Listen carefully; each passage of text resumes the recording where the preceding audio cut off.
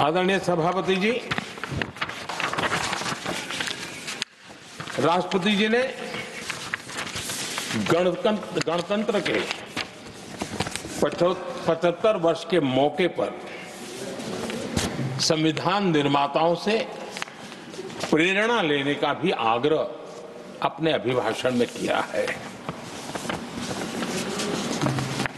मैं आज बड़े संतोष के साथ कह सकता हूं कि हमारे संविधान निर्माताओं की जो भावना थी उसी का आदर करते हुए, उसी से प्रेरणा लेते हुए हम आज आगे बढ़ रहे हैं। कुछ लोगों को लगता होगा ये यूसीसी क्या लाए हैं, लेकिन जो संविधान सभा की डिबेट पढ़ेंगे उनको पता चलेगा कि हम उस भावना का यहाँ लाने का प्रयास कर रहे हैं। कुछ लोगों की राजनीति आड़े आती होगी, लेकिन हम संविधान निर्माताओं की भावना को जीते हैं ना, तब जाकर के ये साहस करते हैं और कमिटमेंट के साथ पूरा करने का प्रयास करते हैं।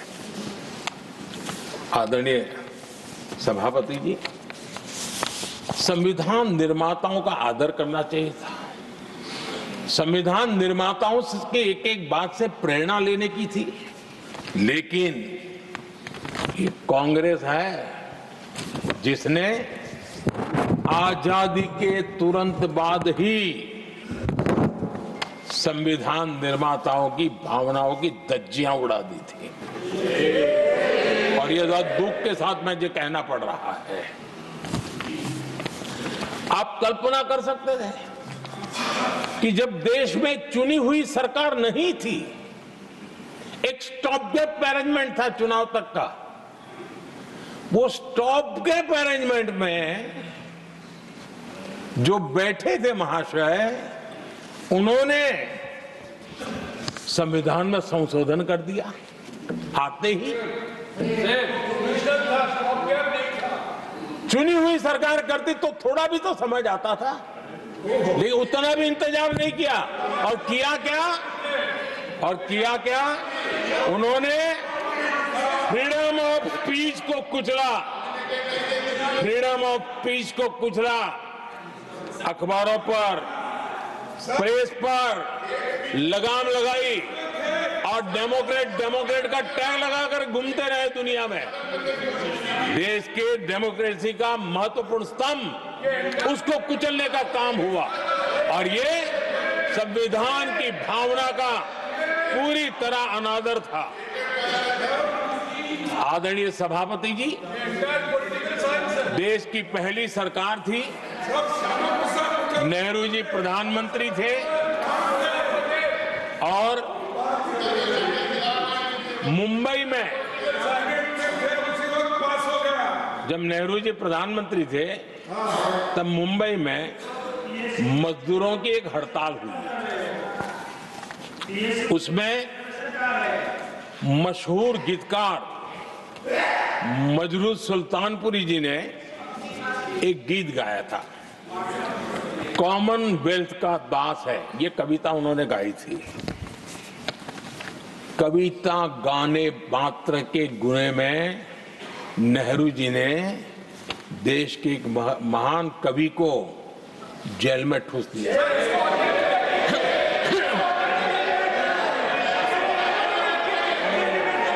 मशहूर एक्टर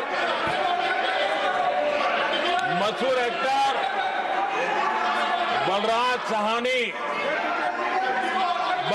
साहनी जी सिर्फ एक जुलूस में शामिल हुए थे, आंदोलन करने वालों के जुलूस में शामिल हुए थे, इसलिए बलराज साहनी जी को जेल में बंद कर दिया गया। आदरणीय सभापति जी, लता मंगेशकर जी के भाई हृदयनाथ मंगेशकर जी ने वीर सावरकर पर एक कविता स्वरबद्ध करके आकाशवाणी पर प्रस्तुत करने का योजना बनाई। इतने मात्र पर हृदयनाथ मंगेशकर जी को आकाशवाणी से हमेशा के लिए बाहर कर दिया गया। आदरणीय सभापति जी, इसके बाद देश ने इमरजेंसी का भी दौर देखा है। आदरणीय सभापति जी, इस देश ने इमरजेंसी का भी दौर देखा है। संविधान की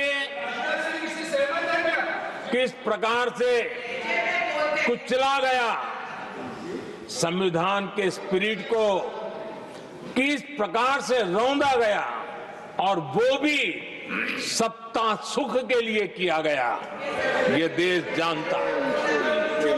और इमरजेंसी में प्रसिद्ध सिने कलाकार देवानंद जी से आग्रह किया गया कि वे इमरजेंसी का समर्थन करें पब्लिकली। देवानंद जी ने साफ साफ इमरजेंसी पर समर्थन करने से इनकार कर दिया। उन्होंने हिम्मत दिखाई, और इसलिए दूरदर्शन पर देवानंद जी की सभी फिल्मों को प्रतिबंधित कर दिया गया।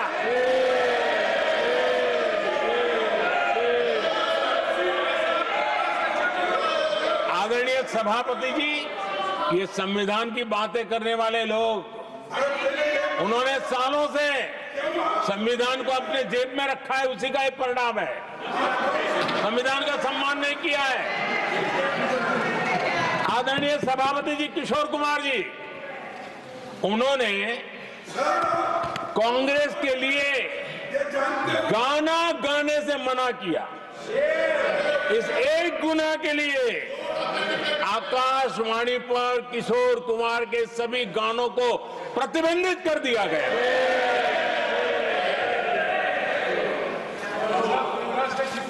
आदरणीय सभापति जी, मैं इमरजेंसी के उन दिनों को भूल नहीं सकता, और शायद आज भी वो तस्वीरें मौजूद है।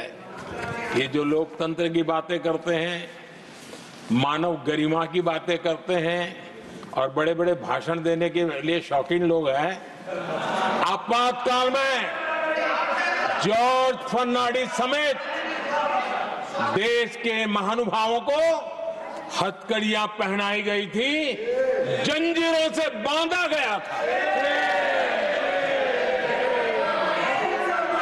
संसद के सदस्य, देश के गणमान्य नेता, उनको हथकड़ियां और जंजीरों से बांधा गया था। इनके मुंह में संविधान शब्द शोभा नहीं देता है।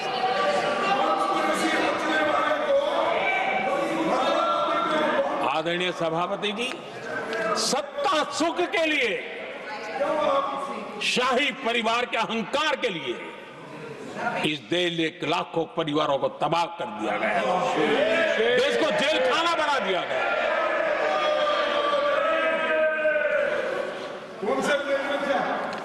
बहुत लंबा संघर्ष चला। ये अपने आप को बहुत बड़ा तीसमार मानने वालों को जनता जनार्दन की ताकत को स्वीकार करना पड़ा, घुटने टेकने पड़े, और देश में जनता जनार्दन के सामर्थ्य से इमरजेंसी हटी। ये भारत के लोगों की रगों में जो लोकतंत्र है ना, उसी का परिणाम था।